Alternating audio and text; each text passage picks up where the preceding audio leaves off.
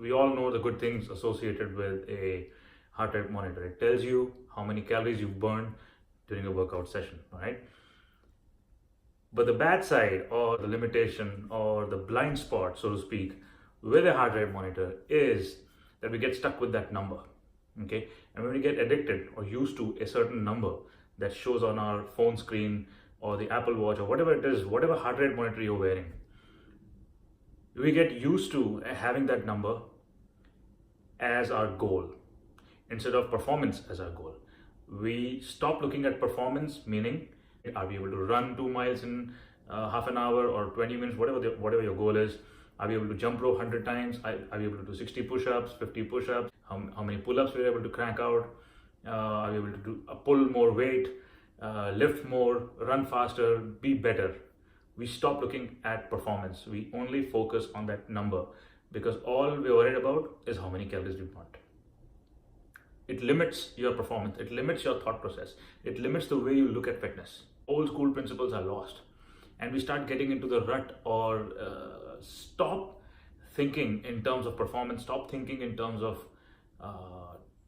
training really well for a purpose. And we start looking at that number. There's no purpose associated with that number. Okay, it's similar to the weighing scale, very similar to the weighing scale. The weighing scale is a great accountability tool, right? But the weighing scale doesn't know what's your body fat percentage, doesn't know how much water you're retaining. It doesn't know anything else. It doesn't know your body composition. The body fat percentage calculator is a different tool where your weight is taken into account. Same thing with the heart rate monitor. It's an accountability tool which gives you a smaller picture. It doesn't give you a bigger picture. Let me give you an example. Let's say you're strength training, okay? In a strength training or a yoga session, for example, you may not burn as many calories as you may burn in a cardiovascular session within a 60-minute or a 40-minute, 50-minute window. If you do a one-on-one comparison, the amount of calories you burn in a cardio session is much more than a strength training or a yoga session, right? But what happens with the strength training session is you increase your basic metabolism, your basic metabolic rate, all right? What does that mean? It means you burn more calories even when you're at rest, even when you're sleeping, even when you're sitting down and doing nothing. You burn more calories when you strength train. That picture is not associated with a heart rate monitor. The heart rate monitor only gives you a smaller picture for that 1 hour window. It doesn't tell you what you're doing for the next 24 hours and how your basic metabolic rate has changed over the course of the next 23 hours. You miss out on the bigger picture because you're so stuck up, so hung up on that 1 hour of burn that you stop looking at the bigger picture. Second limitation I see is, let's say your goal was to burn 500 calories. You see on your phone or Apple Watch or whatnot, and see that you've burned 500 calories. Somehow mentally it puts a full stop to your training. And you're not thinking in terms of what can I do above and beyond? Can I go and do more push-ups? Can I lift more weight? Mentally, you're done. It puts a full stop to your session. Now, I'm not saying heart rate monitors are bad. I'm not saying that.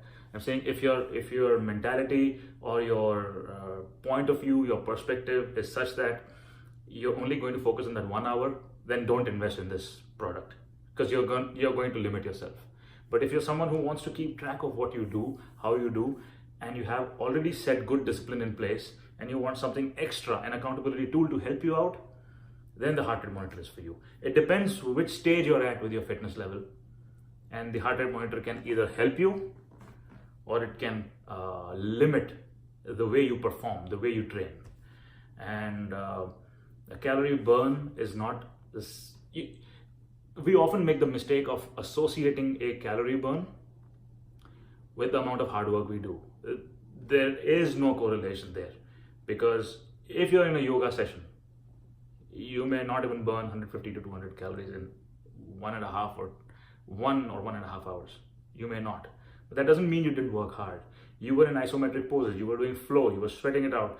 You're conditioning your body for something else. The purpose is something else. Every hard work is not associated with the amount of calories you burn. So if you utilize this tool in the right way, it's a great tool. But if you start getting stuck up on those numbers, you're going to see limitations with respect to your own performance. Okay.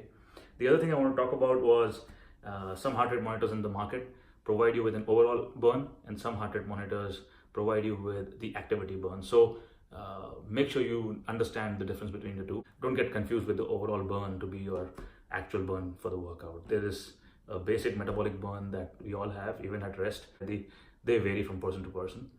But the point is that once you understand that your heart rate monitor is showing you either the activity burn or the overall burn, if it's just overall burn, you can subtract your basic metabolic burn depending on what your metabolic rate is, metabolic burn is, sorry, and you can subtract that, and that's your overall activity burn. I've seen a lot of people come to me and tell me that they don't trust heart rate monitors. Heart rate monitors are not the problem, because the way they show the number is either the overall activity burn or the total burn or just the activity burn. So that's where the trust issues come into the picture. I'm all game for any technological stuff that you buy and invest in yourself. It's a great thing, right? But as long as your mindset, your discipline is in place, these tools can be great. Otherwise, they can just hinder your process. So that's it, ladies and gentlemen. Thank you for watching. See you next time.